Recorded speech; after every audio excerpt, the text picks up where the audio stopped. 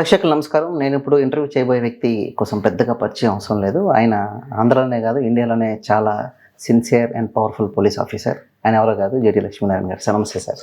జై భారత్. ఏం సార్ కొత్తగా అందరు ఎవరికి నమస్తే చెప్పట్లేదంటే మీరు జై భారతి అంటున్నారంట? ఎస్, జై భారత్ అనాలి. ఎందుకంటే ప్రతి ఒక్కరూ భారతదేశం గురించి ఆలోచించాలి, భారతదేశంలో జరుగుతున్న విషయాల గురించి ఆలోచించాలి. ఎందుకంటే ఎప్పుడైతే జై భారత్ అంటామో మన శరీరంలో ఒక రకమైన ఉత్సాహం పెరుగుతుంది. అంతే రసా, లేదా పార్టీ కూడా ప్రమోట్ అవుతుంది జనాల్లో కన్నా కావచ్చు. ఎందుకంటే మా పార్టీ పేరే జై భారత్. సో జై భారత్ అన్నది అందరూ ఇంతకుముందు జై హింద్ అనేవాడు.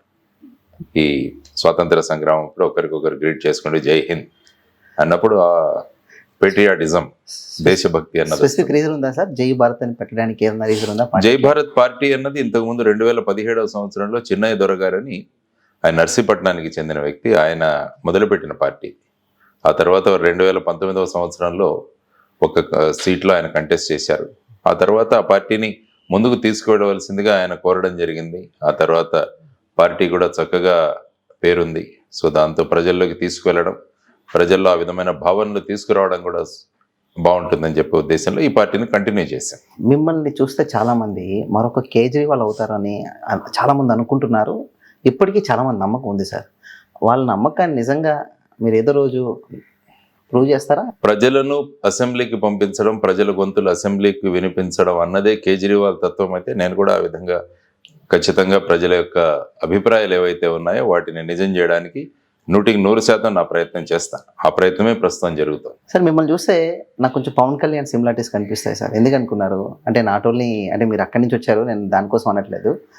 ఆయనకి విపరీతమైన ఫాలోయింగ్ సార్, మీకు విపరీతమైన ఫాలోయింగ్. ఎందుకంటే నేను నిన్నగాక మొన్న ఒక ఫంక్షన్లో చూసా, కేవలం మీరు స్టేజ్ నుంచి కారు దగ్గరికి వెళ్ళడం 45 నిమిషాలు పట్టింది. అంతమంది మీ వెనకాతల ఫోటోలు దిగడం కోసం కానీ, మీతో మాట్లాడడం కోసం కానీ ఓట్లు వేసేటప్పుడు మాత్రం మీకెయ్యరు. ఎందుకంటారు సార్? ఎక్కడ వస్తుంది ఆ గ్యాప్? ప్రజలు ఓన్లీ మీతో ఫోటో దిగడానికి, మీతో సెల్ఫీలు దిగడానికే మీరు కానీ పవన్ కళ్యాణ్ కానీ ఉన్నారా? ఓట్లు వేయడానికి మీరు అవసరం లేదా వాళ్ళకి? మన భావాలను ప్రజల్లోకి తీసుకెళ్ళడం చాలా అవసరం. ముఖ్యంగా మేము అంటున్నది ఏంటంటే, ప్రస్తుతం ఎన్నికైతున్న వాళ్ళందరూ కూడా ఓటు వేయకుండా ఎవరైతే ఇంట్లో కూర్చుంటారో వాళ్ళే ఎన్నికవుతున్నారు, ఓట్లు వేసే వాళ్ళ వల్ల కాదు. అందువల్ల ఈసారి మా నినాదం ఏంటంటే, ఓటు వేయడం మన బాధ్యత. ప్రతి ఒక్కరూ ఓటు వేద్దాం, పోలింగ్ రోజున బయటకు వచ్చి మన ఓటు హక్కును వినియోగించుకుందామని ప్రధానంగా చెబుతున్నాం. ఎందుకంటే ప్రజల్లో చైతన్యం కలిగజేయడం అన్నది రాజకీయ పార్టీల యొక్క ప్రధానమైన ఉద్దేశం కావాలి. కానీ రాజకీయ పార్టీలు, మెజారిటీ పార్టీలు ఈ మధ్య ఓటు బ్యాంకు రాజకీయాలతో వాళ్లకున్న చిన్నపాటి ఓటు బ్యాంకును అది కనుక పదిలంగా మనం చేసుకోగలిగితే దాని ద్వారా మనం ఎన్నికవుతామన్నది వాళ్ళలో ఉన్న భావన. కాబట్టి ఆ ఓటు బ్యాంకు పదిలపరుచుకోవడానికి వాళ్ళు అనేకమైన మార్గాలను ఎన్నుకుంటున్నారు. సో జై భారత్ నేషనల్ పార్టీ అలా కాకుండా సిద్ధాంతాలను, జై భారత్ నేషనల్ పార్టీ యొక్క మేనిఫెస్టోను ప్రజల వద్దకు తీసుకువెళ్ళి వాళ్ళని కన్విన్స్ చేసి, ఈ పార్టీ కనుక మీరు ఎన్నుకుంటే మీ గొంతులు వినపడతాయి అన్న ఒక భావం వాళ్ళలో తీసుకొచ్చి ముందుకు వెళదామన్నది మా ఆకాంక్ష. ఎలక్షన్లు అనేవి జరుగుతుంటాయి ప్రతి 5 సంవత్సరాలకి, కానీ ప్రజల్లో రాజకీయ పార్టీ తర్వాత దాని సిద్ధాంతాలు వీటిని ప్రబలంగా తీసుకువెళ్ళడం అన్నది మా ఉద్దేశం. కాబట్టి ఆ విధంగా మీరు అంటున్న విషయాలు ఏవైతే ఉన్నాయో తప్పు అని చెప్పడానికి ప్రయత్నాలు చేస్తున్నాం. అన్ని నియోజకవర్గాల్లోనూ మా అభ్యర్థులు ఎవరైతే వారు నిలబడి ఉన్నారో వాళ్ళందరూ కూడా పార్టీ సిద్ధాంతాలను ప్రజల్లోకి తీసుకువెళ్ళే ప్రయత్నం చేస్తున్నాం. ప్రజలను కన్విన్స్ చేస్తాం. ఎందుకంటే ప్రజల ముందు విషయాలు ఉంచడం చాలా అవసరం. కానీ అన్ని పార్టీలు ఏం చేస్తాయంటే ప్రజల యొక్క భావోద్వేగాలను రెచ్చగొడుతుంటాయి, తిట్టుకుంటూ ఉంటారు ఒకరికొకరు. కానీ జై భారత్ నేషనల్ పార్టీ ఒకరిని తిట్టుకుంటూ ఒకరిని తగ్గిస్తూ చేయడం కాదు, విషయాల గురించి మాట్లాడాలి. ప్రత్యేక హోదా గురించి ప్రతి పార్టీ మాట్లాడాలి, విభజన హామీల గురించి మాట్లాడాలి, స్టీల్ ప్లాంట్ గురించి మాట్లాడాలి, రైల్వే జోన్ గురించి మాట్లాడాలి, పోలవరం గురించి మాట్లాడాలి. కాబట్టి ప్రజలు రాజకీయ నాయకులని విషయాల మీద మాట్లాడే దిశగా వాళ్ళ ఆలోచన వెళ్తే మాలాంటి పార్టీలు ముందుకు వెళ్తాయి. ఎందుకు సార్ అంటే రాజకీయాలు ఒక్కటే మార్గమా ప్రజల సేవ చేయడానికి? చాలామంది రాజకీయాల్లో లేకుండా సేవ చేస్తున్నారు. అలా మీరు ఎందుకు చేయకూడదు? ఎందుకు రాజకీయాలే ఎందుకున్నారు? నేను వాలంటీర్ రిటైర్మెంట్ తీసుకున్నప్పుడు నేను ఎప్పుడు రాజకీయాల్లోకి రావాలని నేను వాలంటీర్ రిటైర్మెంట్ తీసుకోలేదు. వాలంటీర్ రిటైర్మెంట్ 2018లో తీసుకున్న తర్వాత మొత్తం రాష్ట్రం అంతా తిరిగాను. నేను 8 నెలలు ప్రజల్లోకి వెళ్ళాను, రైతులతో తిరిగాను, మహిళా సాధికారత గురించి వాళ్ళతో మాట్లాడాను, అనేక సెల్ఫ్ హెల్ప్ గ్రూప్స్ గురించి తిరిగాం. తర్వాత ఇవన్నీ చూసిన తర్వాత తేలింది ఏంటంటే, ప్రజాస్వామ్యంలో అన్నది ఒక రాజకీయ పార్టీ ప్రజాస్వామ్యం కనుక మనకు రాజ్యాధికారం ఉంటే అనేక పనులు చేయొచ్చు అని. ఎన్జిఓలు చాలా మంది పనిచేస్తున్నారు. మాకు కూడా ఒక ఎన్జిఓ ఉంది, జాయిన్ ఫర్ డెవలప్మెంట్ ఫౌండేషన్. దాని ద్వారా కూడా అనేక పనులు చేస్తున్నాం. కానీ దాని పరిధి చాలా తక్కువగా ఉంటుంది.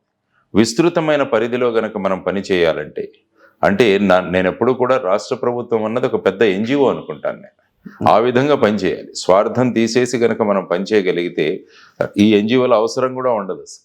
సో ఆ విధంగా మనం చేయాలంటే డాక్టర్ బాబాసాహెబ్ అంబేద్కర్ గారు కూడా అదే అన్నారు. ప్రజల యొక్క శ్రేయస్సు, ప్రజలు బాగా ఉండాలి, వాళ్ళ గొంతులు వినపడాలంటే అది కేవలం రాజ్యాధికారంతో మాత్రమే సాధ్యమవుతుంది, ప్రజాస్వామ్యం ఆ విషయంతో అప్పటి నుంచి ఇక రాజకీయాలన్నది ఒక మాధ్యమం అన్న దాంట్లో నమ్ముకొని ఆ తర్వాత నేను రాజకీయాల్లోకి రావడం జరిగింది. సార్ ఇప్పుడు రాజకీయాలు చూస్తే కులం, మతం, డబ్బు, మీరు చూస్తే సిద్ధాంతాలు అంటున్నారు. ఎందుకు సార్ జనాలు మీరు నమ్మాలి? ఎందుకు ఓటేయాలి మీకు అసలు? ఇప్పుడు జనాలంతా కలుషితం అయిపోయారు. మీరు వెళ్ళి మంచి చెప్తే వాళ్ళకి ఎక్కుతుందా సార్?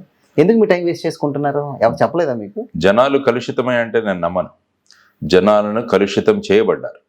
అది వివిధ రాజకీయ పార్టీల్లో ఉన్న నాయకులు స్వార్థ ప్రయోజనాల కోసం.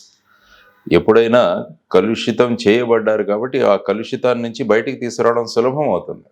కాబట్టి ఒరిజినల్గా వాళ్ళు ఏమీ ఆ విధంగా కాదు, ఈ విధంగా వాళ్ళు నూరిపోయడం వల్ల ఆ విధంగా తయారయ్యారు. కాబట్టి దాన్ని ప్రాసెస్ మేము చేస్తాం. వాళ్ళ నుంచి సిద్ధాంతాలు తీసుకువెళ్ళి వాళ్ళలో అనేక విషయాలు చెప్పి, మరి 10 సంవత్సరాలు మన రాష్ట్రంలో 2 పార్టీలు పాలించాయి. మరి ఏమైంది రాష్ట్రం?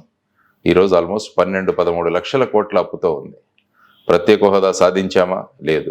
విభజన హామీలు తీసుకొచ్చామా? లేదు. స్టీల్ ప్లాంట్ ప్రైవేటీకరణ జరిగిపోతుంది. రైల్వే జోన్ ఈ విధంగా పోలవరం పూర్తి చేయలేదు.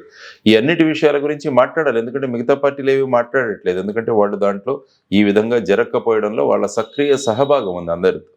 కాబట్టి వీరు ఆ విషయాలు వదిలేసి మిగతా విషయాలు కలుషితం చేయడానికి ప్రయత్నం చేస్తారు. కాబట్టి ఈ కలుషితం నుంచి మనం బయటికి తీసుకురావాల్సిన మన బాధ్యత మన మీద ఉందని చెప్పేసి, మాకెందుకు మేము పదవుల్లో కూర్చోవాలి అని ఆ విధంగా మేము మాట్లాడలేదు. ప్రజలు తెలుసుకోవాలి విషయాలు, తెలుసుకుని వాళ్ళ ఓటు ఏదైతే ఉందో దాన్ని చక్కగా వాళ్ళు వినియోగించుకోవాలన్నది మా భావన. ఇప్పుడు పిల్లలు ఇంట్లో తల్లిదండ్రులు చెప్తేనే వినట్లేదు, అన్నదమ్ములు చెప్తేనే వినట్లేదు. అలాంటిది మీరు చెప్తే వింటారా?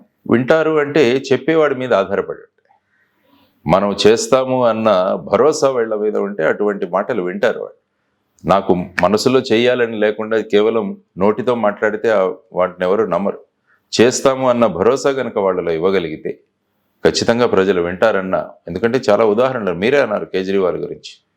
ఆయన చెప్పారు, ఆయన కూడా ఇదే రాజకీయ రంగం నుంచి బయటకు వచ్చారు. ఆయన ఆ విధంగా ప్రజల్లో భరోసా కల్పించారు. కాబట్టి ప్రజలలో మనం భరోసా కల్పించగలము, ఈ వ్యక్తులు చెబితే చేస్తారన్న భావన వాళ్ళలో ఉంటే ఆ విధంగా వాళ్ళ ద్వారా మనం ముందుకు తీసుకెళ్ళడం సులభం అవుతుందని మేము నమ్ముతాం.